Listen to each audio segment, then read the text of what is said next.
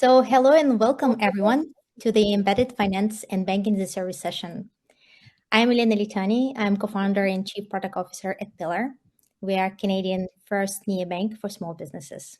I'm very excited to moderate this panel today. So let me start by introducing my fellow panelists.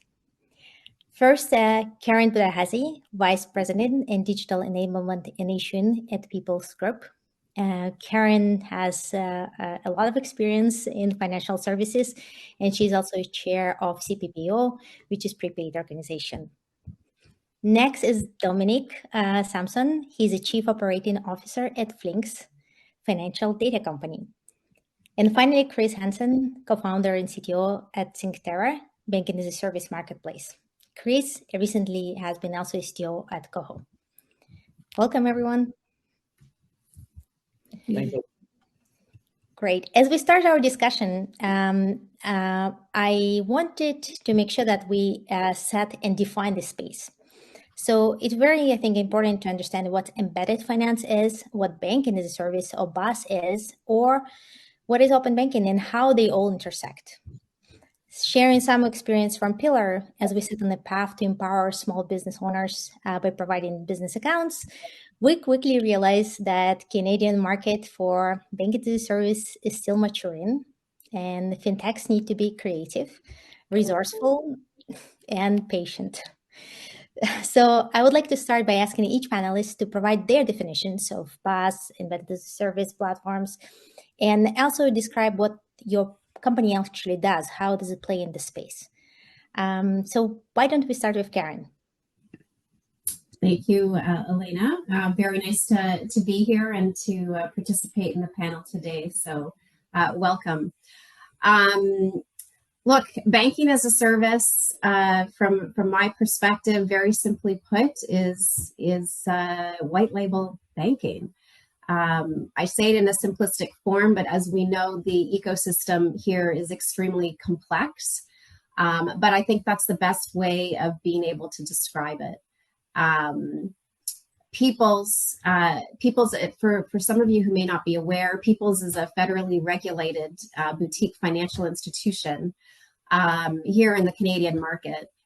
We do provide some traditional banking services. We're not very well known in the Canadian marketplace, but one of the things that we do focus on is providing bespoke or tailored financial solutions to the fintech community. So you can say that, banking as a service, which is, the kind of, I guess, the buzzword of today, is a lot of what we do in the payments division of the organization.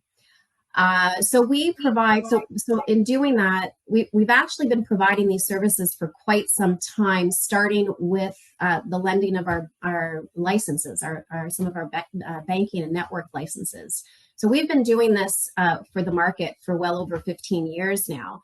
But it's only been, more recently in the last few years where, in addition to that, we were able to, in addition, add some of our tech stack to that, which includes providing some API-based services for various money movement services, and the ability to allow fintechs to be able to, offer various financial services, including, issuing a card, payment services, deposit accounts, etc.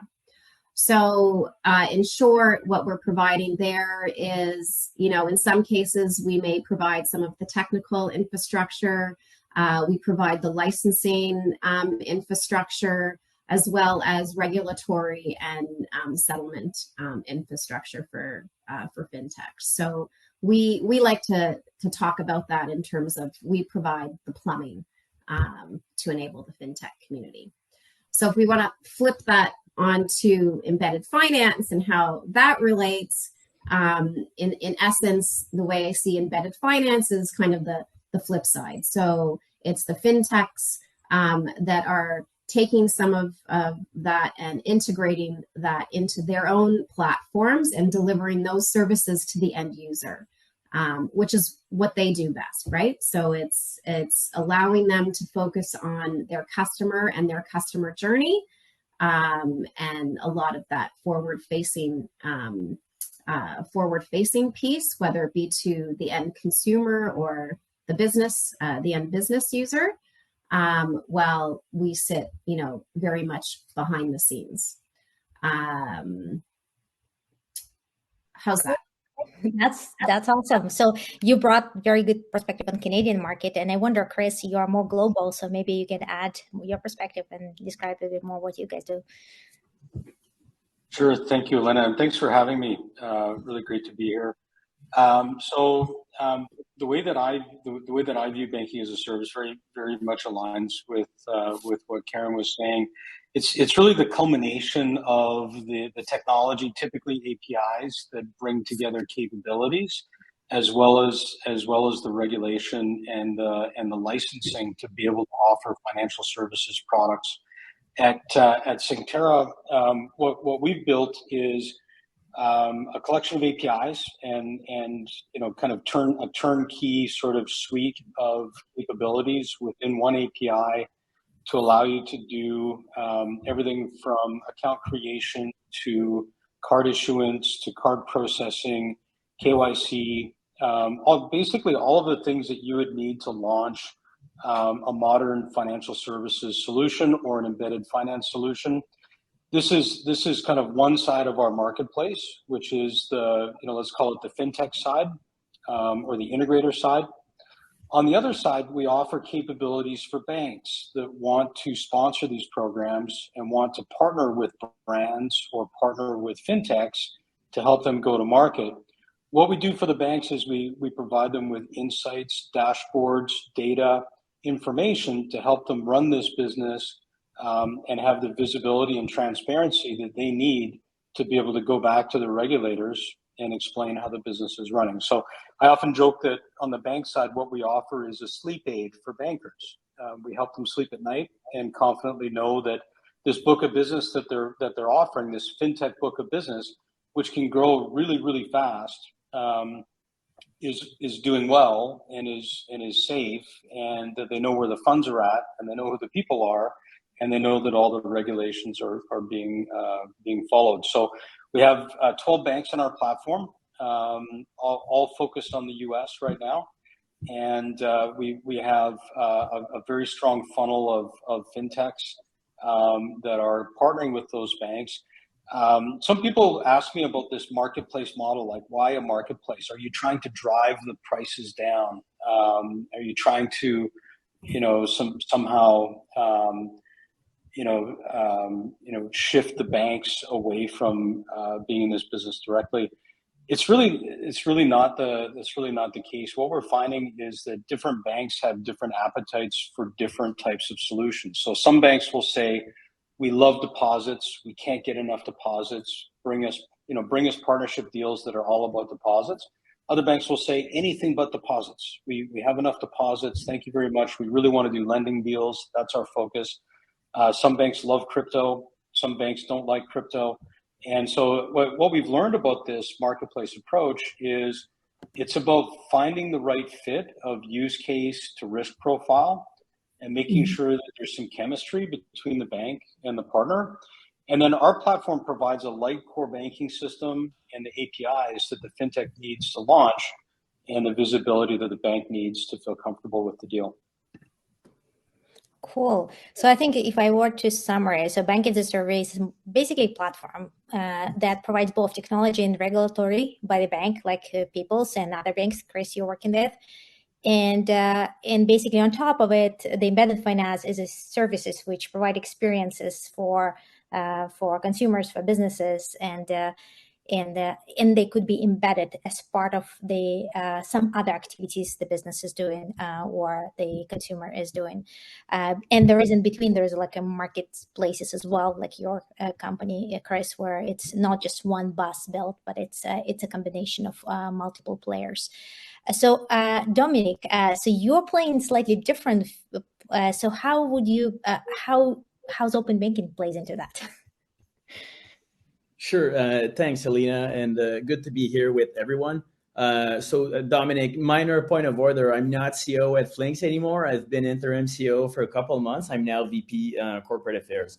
So Flinks, we're a company that operates very much around open banking, but it's giving us a very good vantage point to see the entire revolution of embedded finance. And how I would put it personally is embedded finance is kind of the mother of all trends here. Like it's about, companies that are not financial institutions that are integrating financial services product in their offering.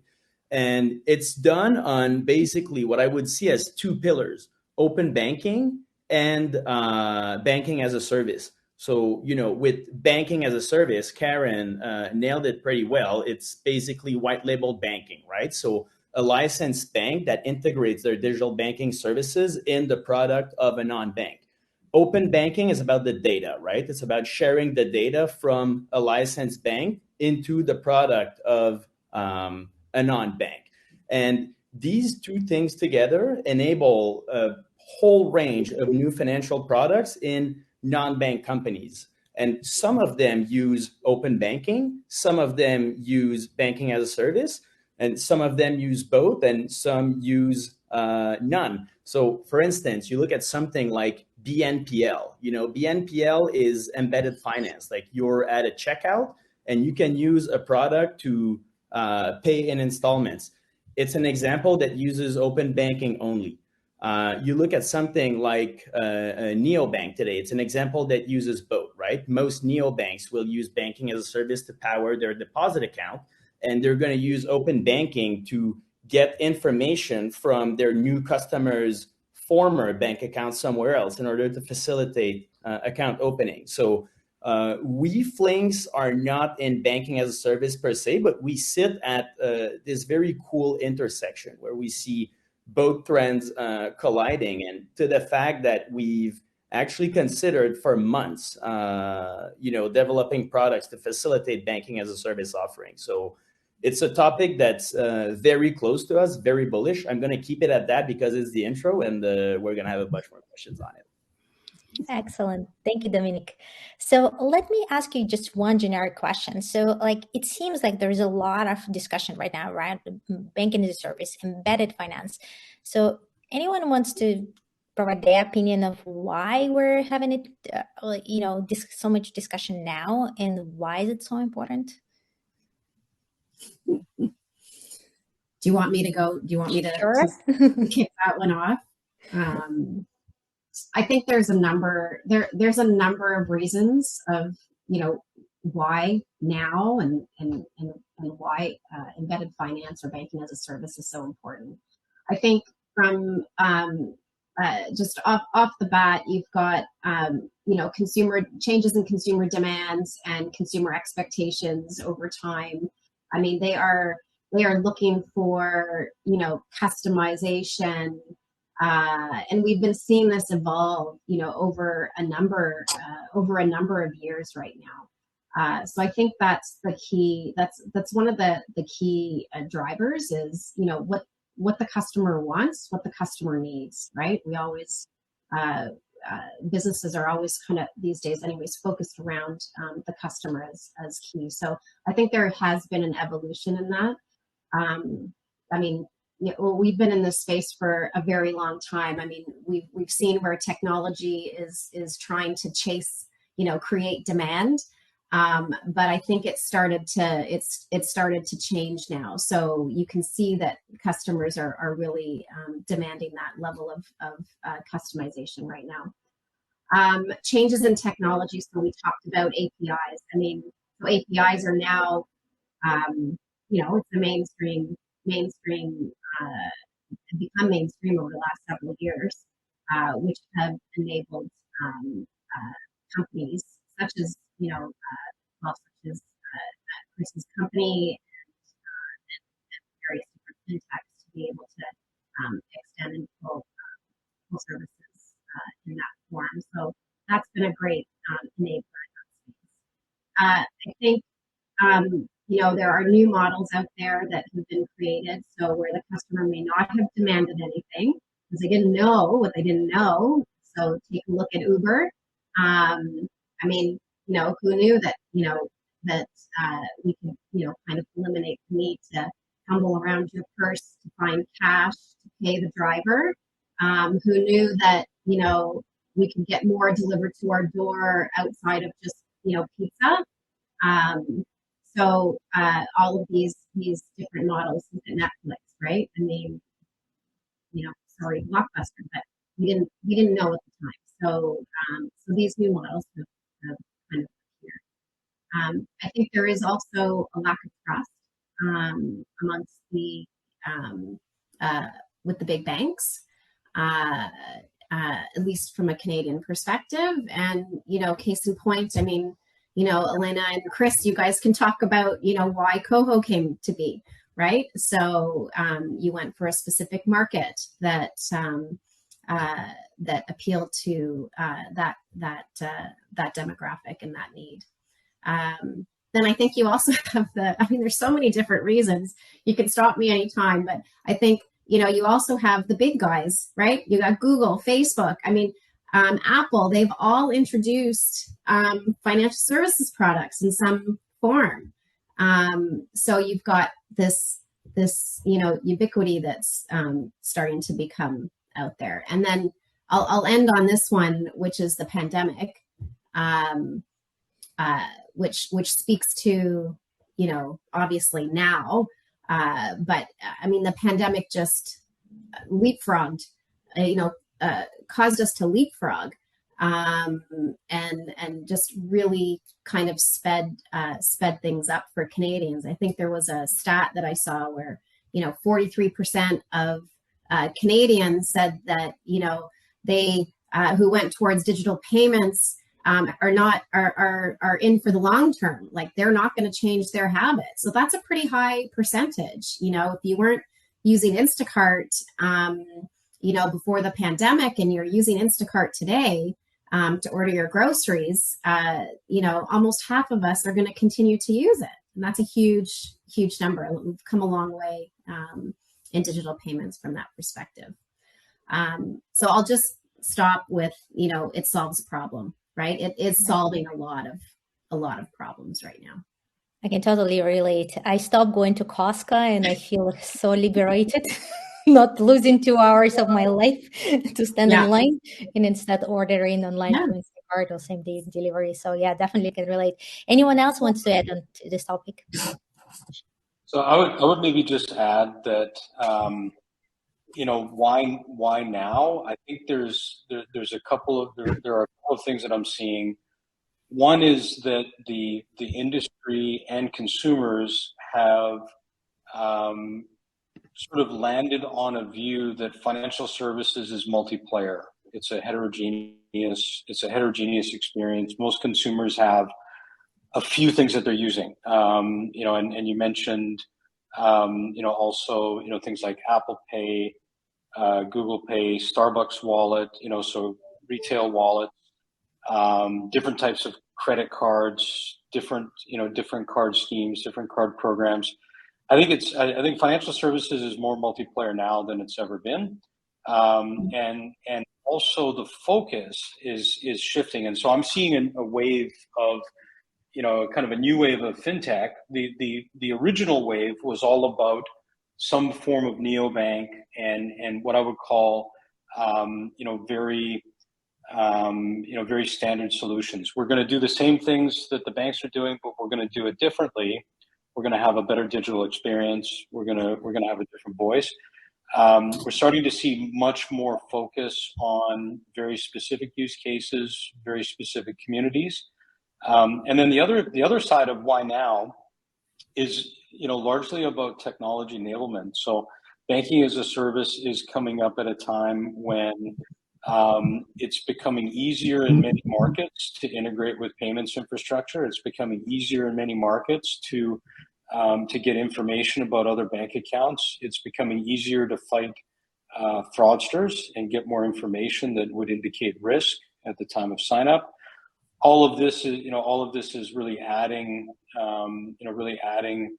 fuel to the fire of heterogeneous growth of financial services. And what banking as a service providers are trying to do is pull it all together to make sense of it, to bring it under one tent, so that so that integrators don't have to scramble around and try and integrate with everything. In my previous experience, I'm a builder. I just build software solutions, and I happen to be having built financial services solutions for the last 20 years. But early in my building days, if you wanted to start up a new company, you had to go and buy a bunch of servers, and you had to unbox those servers, and you had to lift them up and put them in a rack, and then you had to plumb them into the network, and you had to figure out how you were going to connect that network to the internet.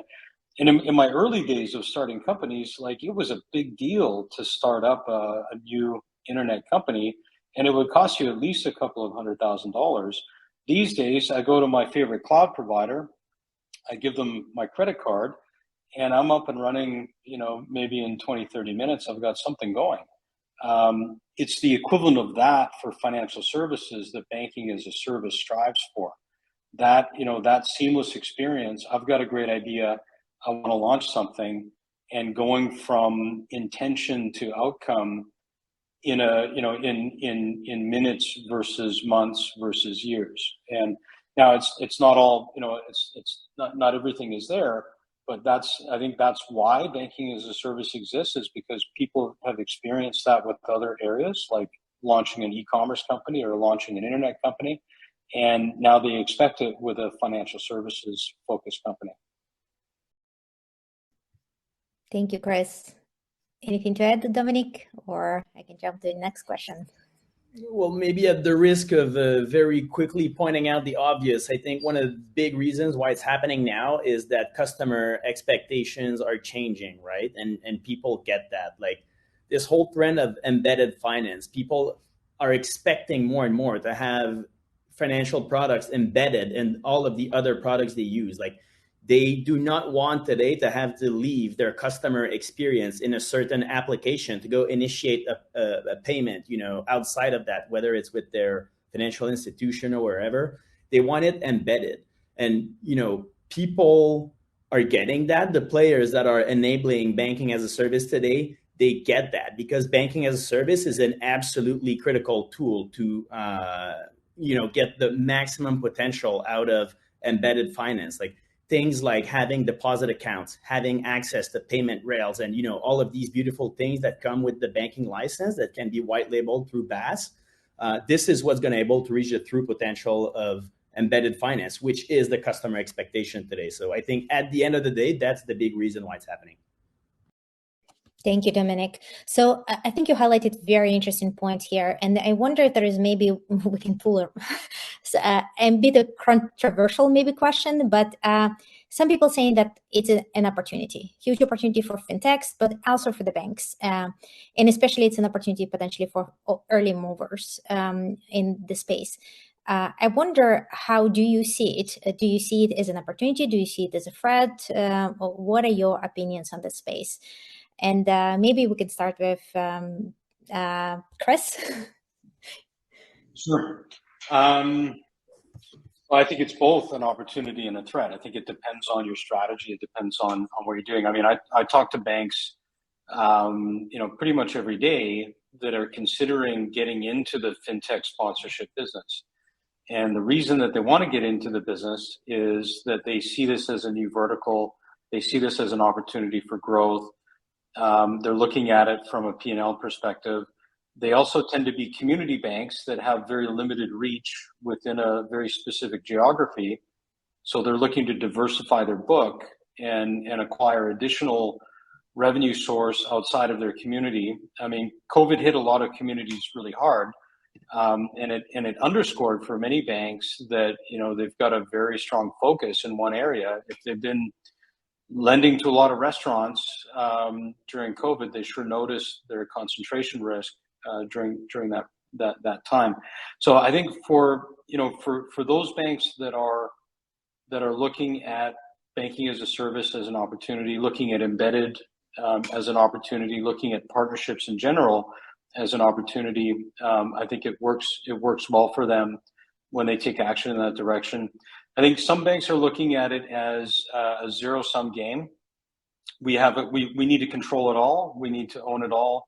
And to me, that's the that's the mindset that probably doesn't end well. And the reason is that we've just seen it play out with digital in so many other industries, and we've got enough indicators that it's that consumers want some optionality in terms of the experience that they're going for. I mean, we've seen that in the Canadian industry for years, even pre-digital, that Canadians want options. And so if there are go-to-market options that are presenting themselves, consumers are going to select that. So I think it's a bit of a mix. I think it depends on your strategy. I think banks that are looking at it and saying, we see opportunity here, as long as they stay aligned with their values and their risk profile, I think they can do very well. I wonder, Karen, do you think Canada is slightly different, or you see similar type of attitudes here? Well, I think the Canadian market is definitely, is a different market when it comes to banking. The landscape is different, and I think I mentioned a lot at the top of the discussion. You've got your top banks that are known throughout the entire Canadian market, and then you've got smaller banks such as ours that are not so well known. So I think it's very different. I think just to kind of key on what Kris was talking about, let's pick up on the partnership piece.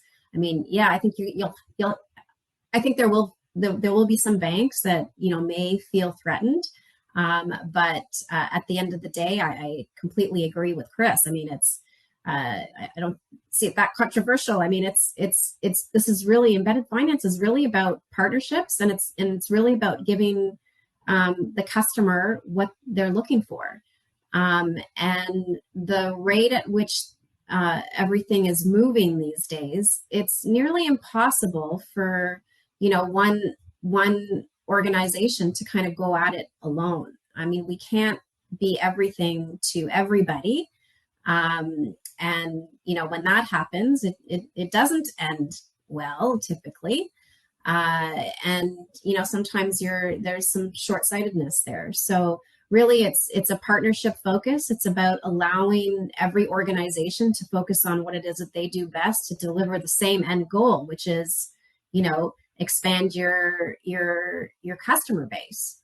And of course, this translates to consumers, and it translates to businesses across the country. And yeah, we're maybe not a huge market in the Canadian space, but we're still 37 million people.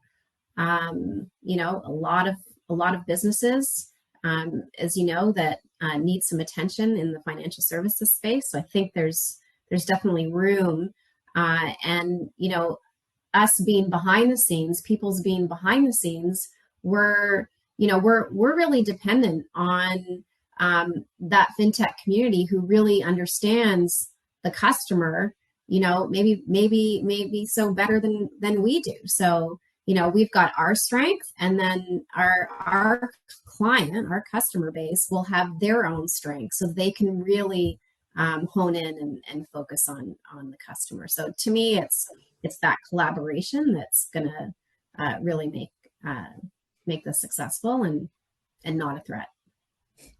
Great to hear that. And Dominique, anything to add? Yeah, well, at the risk of stating the obvious again, I think it's not really a threat or an opportunity. It all depends what you make out of it, right? What I certainly believe is BaaS is inevitable. Like, it's happening. And at the end of the day, for FIs, it represents a low-cost way to distribute high-margin products.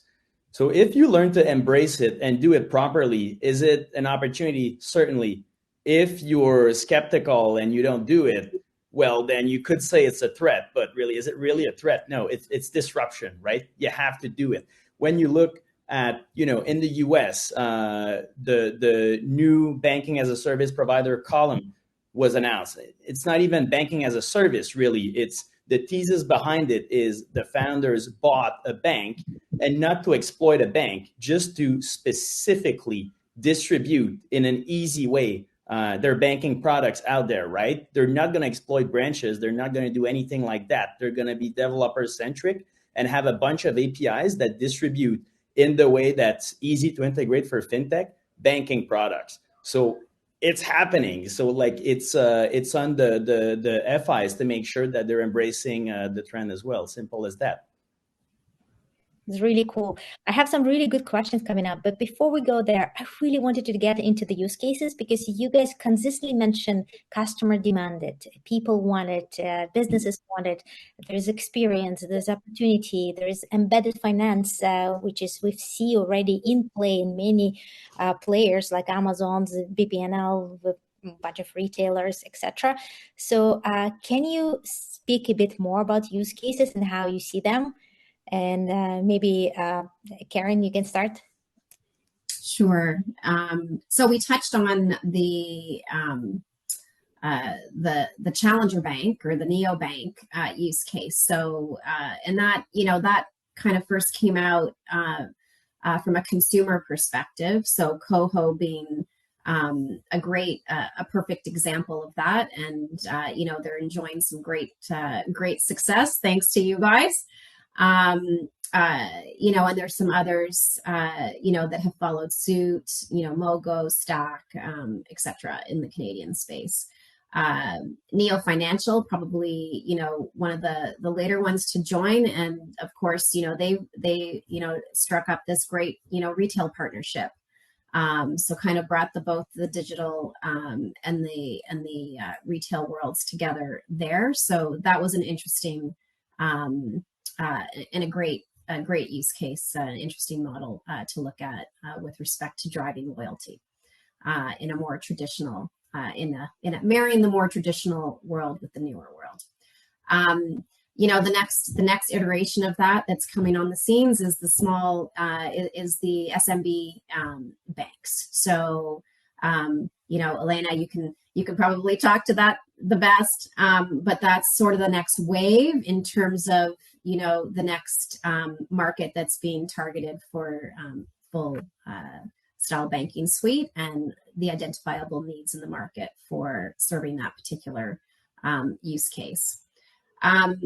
Another one is that's targeting this is kids banking, right? So we're seeing kids banking come up on the scene again. I mean, I was here, when, I don't know if anybody remembers, dare I say Visa Bucks like that, or, some other programs like way back in the day that, just we weren't ready for it. Great idea, fantastic idea, but, we weren't ready for it. Well, guess what? It's here, and we're seeing some great success south of the border, with the likes of Greenlight Me, and then you've got others, that are popping up here in the Canadian space as well, like Treasure Financial, for example, and Buy Now Pay Later, BNPL, something that we've seen globally. I think we're great use case. Been around in we've had layaways for decades. It's just a nicer way of saying it and a way cooler way of doing it, and a more cost-effective way of doing it, and being able to do it for small ticket items. It doesn't always have to be large ticket. So it'll be interesting to see how that plays out in the Canadian space, just in the sense of the Canadian mindset for debt. But I think it definitely addresses a market. So we're seeing a lot of those players now coming to the North American scene. PayBright and Affirm, Zip or Sezzle. I mean, so they're all in the North American space now. Yeah, I can definitely relate that buy now, pay later has been around, but now it's so much smoother and so much interesting to be seen embedded. So I wonder, I'm cautious of the time. Maybe I think we have only 10 minutes left. So yeah, is there one more use case you wanted to bring up, Karen? I would love to hear it as well. Well, so some of the, again, I mean, the gig worker, the early wage access. I think if anyone caught, there was a session with Ceridian. They launched Dayforce Wallet. So getting paid, like, on demand pay. So getting paid now. And then you've got, crypto is in the space, right? So we're doing a lot of work on that in that space. And then Ontario has got some great earlier this month just opened up their regulations on iGaming. So we're seeing use cases in there opening up now as well for payouts, just like in and then more traditional areas like insurance payouts. So a lot of things happening. Sorry. Yeah, no, it's great because it's like it really encompasses what is happening today in Canada, and it's like definitely exciting to see everything we are doing. So, Kris, a bit more global perspective, maybe. Yeah, I mean, definitely agree with what Karen's seeing. We're seeing much of the same. I would say the other trend that I'm noticing is anything that's like a neobank style concept in the U.S. market is getting hyper verticalized. I'm not even sure if that's a word, but it's really, they're getting really focused on very specific needs. So, for example, we have a company on our platform called Synctera, which is a neobank for pet parents. And you can get a debit card with a picture of your pet on it, which is really cute. And then in their app, you get different incentives and merchant rewards from different providers of pet food and so forth. We also have a user base that's being explored on our platform, which is a bank for veterinarians. And so all the financing to either acquire or establish your practice. And at some point, maybe we can put the two together, and they can find some opportunity there. A lot of very specialized use cases around DeFi, but more upstream than what I would expect. Things like custody solutions, custody management, managing escrow for crypto assets and crypto custody. And just a lot of very interesting solutions around the inflows and outflows and fund movement between the DeFi world and between the traditional financial services world. So yeah, I'm seeing like definitely the use cases are becoming much more specialized and also much more complex and getting into the world of corporate banking, definitely in the SMB space, but also getting into like wholesale finance and some very interesting lending use cases. Thank you, Kris. Yeah, definitely. I see very exciting things happening in Europe and in America. So hopefully we are on the path.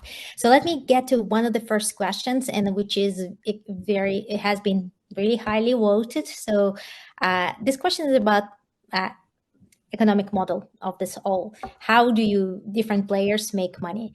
Is it truly turns into lower cost consumers, or how does it work?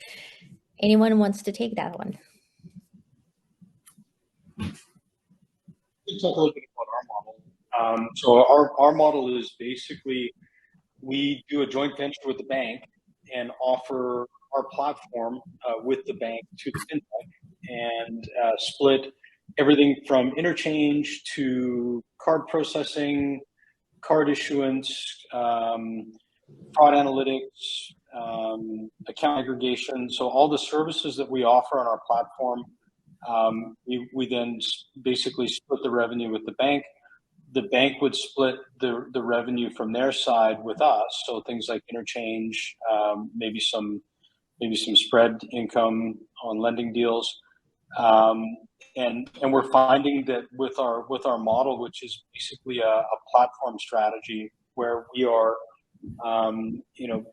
establishing wholesale partnership agreements with providers, building things on our platform, we're able to really kind of drive the cost down per unit. And with the bank and the scale of all the banks and all the customers on our platform, we're able to kind of drive down things like the cost of card issuance, the cost of card processing, and also add optionality on our platform. And if you don't like the cost of provider A, we have provider B on our platform as well, and we can plug that in. Yeah, and maybe I can add from a fintech perspective, what we are seeing is like previously it was mostly, I guess, interchange splitting, revenue splitting type of models.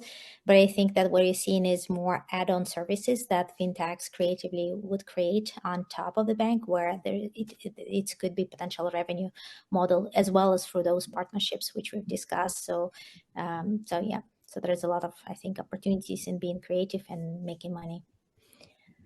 So we have 4 minutes left. So I wanted to pass you for each of you for about a minute and a half tops of closing question, which is what excites and terrifies you the most when you think about those opportunities? And what do you think is coming next in the next, let's say, 10 years? How about Dominique? Sure, happy to. So for my part, what excites me the most is, like there's a million specific use cases we could talk about, like Karen named a bunch earlier.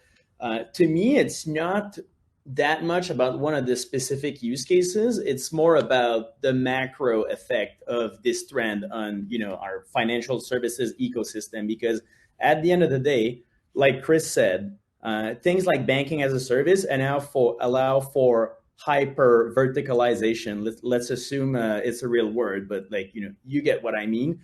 Specialization, basically. And that allows to serve, smaller group, marginalized groups better than our one size fits all legacy system. So it will fulfill people's needs better. And it will also drive up competition in the financial services industry, which at the end of the day means that, people will have plenty of options that will fit their needs. And particularly for small businesses, which are underserved. And Elena, you know this because you just launched a business to help serve them better. They'll be able to focus on their business rather than focusing on financial stress. So to me, it's really the macro effect of increased competition and efficiency in financial services. Thank you. Thank you so much. Kris, 1 minute. Well, I would say I'm really excited about this industry scaling, the banking as a service industry scaling.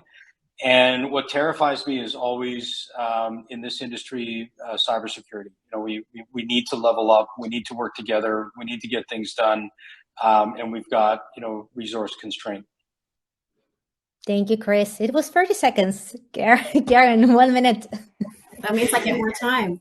No, so I completely wholeheartedly agree with both Dominique and Kris on both of those points. So I'm just gonna add that it's such an exciting time for the industry. It's this financial services is part of everyday life, and I think that's what makes it so important and exciting at the same time. So while yes, it's kind of scary because we've got pretty important information that needs to we need to make sure is well secured.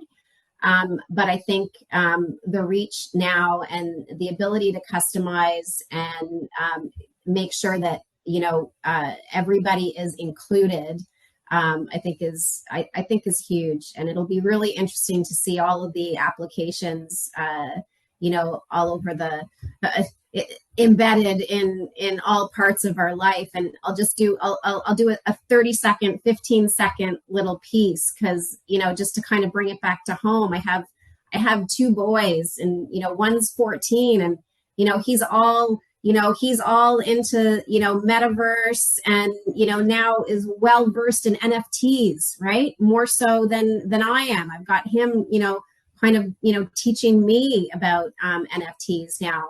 And then I have a little one who, just his face lit up when he got his team spending card. He's 8. He got his his spending card. I mean, the smile on his face when he got that in the mail, and then to be able to do his first test transaction online, and then to take it to the store to use the physical card in store. I mean, you know, the fact that these kids are now learning about financial health, I think is fantastic. These are tools that we never had, you know, growing up. So I think it's just the reach that we're going to see for financial services is all around us. Thank you, everyone. It was such an amazing discussion, and there's so much to talk about, but very excited to have you here. Thank you, everyone. Thank you, everyone.